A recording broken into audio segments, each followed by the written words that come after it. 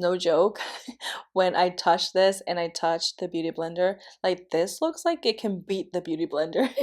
Does that make sense? I feel like it has more muscle than the beauty blender. When I start cleaning the beauty blender, this seems so fragile.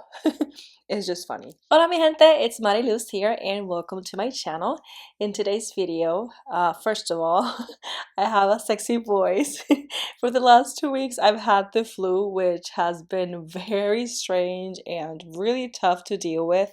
And my voice was not the best. Like I had like a really deep, very annoying voice. But today I have like a really nice, sexy, raspy voice. So I want to take advantage of that. I know guys, I'm crazy. But anyways, in today's video, I want to compare the e.l.f. sponge against the Beauty Blender sponge. I got them right here. I have them wet. As you guys know, I do love the Beauty Blender because I believe it's an amazing tool. And I think to this day, there's nothing that will top it off. Like this is the best of the best.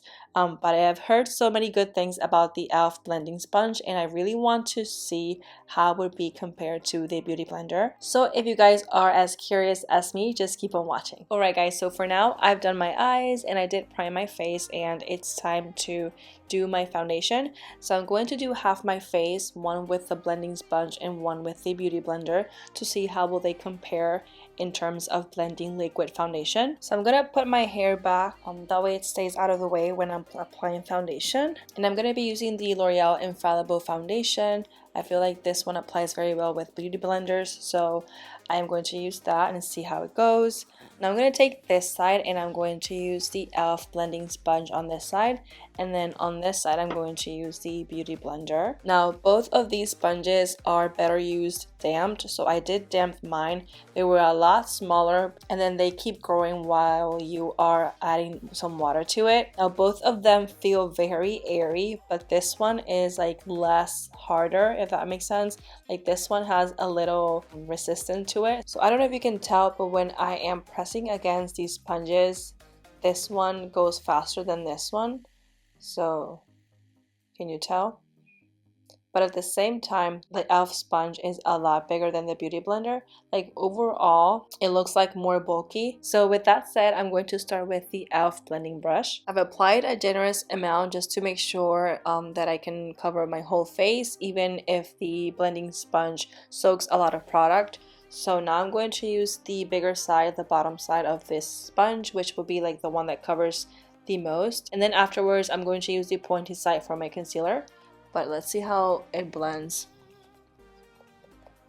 Okay, so I don't know if you can hear that, but it does have a little bit of, it feels a little denser when you are applying it. It doesn't feel hard on the skin, but you can totally feel that it's more dense. It did blend very nicely, you guys. It kept some coverage. It made my foundation like a medium coverage, which is expected when you're using a beauty sponge. I don't feel at all like it gave me any streak marks. It doesn't hurt when you're pressing it against your skin. You know, sometimes beauty blenders are so tough that it feels like you're beating your face, but this one didn't feel that way. I don't know, I kind of liked it actually. Alright, so now I'm going to go with the Beauty Blender. Again, I'm applying a generous amount because I do like to have enough coverage on my face. So now I'm going to blend. Okay, so it does feel a lot softer onto your skin, like when I'm pressing against my skin. It has less noise to it, and I'm thinking it's because it's less tough and more softer. Now I do feel like it didn't soak too much product actually. No, I probably did the same. It might have been because I probably used more product here. I'm not sure, but on this side I feel like I have just a tiny bit more of coverage than on this side. This one looks more natural, but I can still see my skin picking through the foundation. So this foundation is buildable, so I'm going to try adding another layer onto this side and see how that works. Okay, so now I can see more coverage. And if I'm being honest, right now, I can't tell which side I use the e.l.f. sponge and which side I use the Beauty Blender sponge. Now, if you must see, this is how they compare in terms of soaking product. So this is the e.l.f. sponge. See how it has soaked product. And then this one is the Beauty Blender sponge, and this is how it has soaked the product in. So I don't know, I think you have more surface to work with when you have the e.l.f. sponge because of that flat surface, but it keeps it right at the bottom. And then with the Beauty Blender sponge, because it has more like an egg shape, the foundation does soak up more like onto the middle. I do feel like the e.l.f. sponge does soak much more product than the Beauty Blender. In terms of blendability though, I feel like it blends very nicely the foundation. I am completely wowed and impressed on how well like the foundation looks on top of my skin. Like it just feels natural, and I mean I've always liked the Beauty Blender and how the Beauty Blender applies, but you can even tell which side is which. I don't know if you can tell, but I can't tell.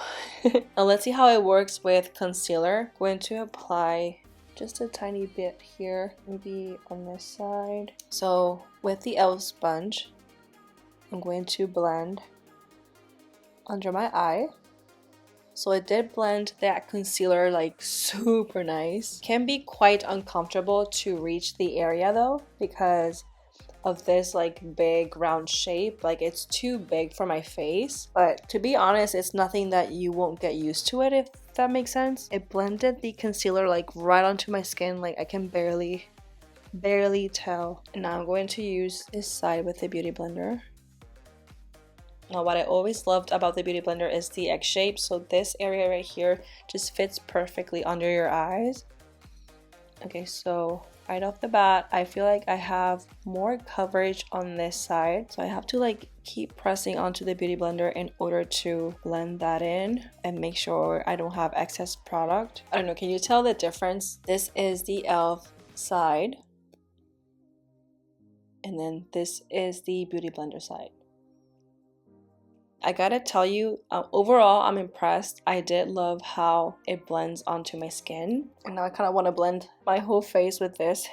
Okay, you guys, so far I am liking it very much. I mean, for $6, I feel like this is such a great product. I mean, if you don't mind the fact that it does soak a little bit more of product, I feel like this can be a really great tool. I'm going to set my under eye with this sponge and see how it works. So I don't know if you can tell, but it does cover so much more area compared to the Beauty Blender. Like the Beauty Blender can be more precise because of its smaller shape. I'm trying to make it work because I get so confused now. Okay guys, so overall I'm really happy with the e.l.f. blending sponge. I feel like it's a really nice tool. It's not like 100% comparable with the Beauty Blender because this one is just so soft and it's amazing. It's like, I feel like it's like the perfect size. It doesn't soak up that much product compared to the e.l.f. sponge. But I do want to rate this like a 4-star just because of blendability. I feel like it blended my foundation and my concealer pretty well. Just sunk right onto my skin. I didn't see any streaks. I didn't feel like I needed to work more. It's a lot bigger than the Beauty Blender, so it covers more area. I just finished my makeup and I feel like you can't tell which side was the e.l.f. sponge and which side was the Beauty Blender.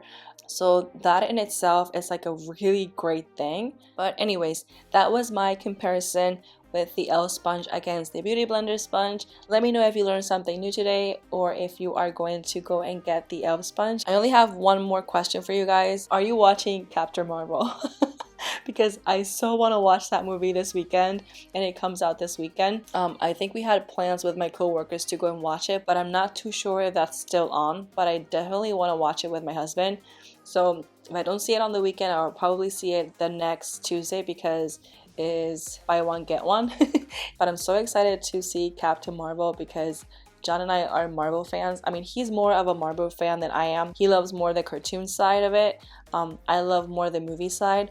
So he's like always 2 or 3 steps ahead of the storyline, and sometimes his mind is blown away and then he explains why and how accurate the movie it is against the cartoons. So it's pretty fun to discuss Marvel movies with John. Anyways, I'm gonna cut it short because I've been coughing for the entire video and I'm so annoyed. It's not funny, but it's funny. Anyways, I hope you guys enjoyed this video. Let me know in the comment section below what other types of videos you would like to see on my channel. Don't forget to like and subscribe, and I will see you on my next one. Bye!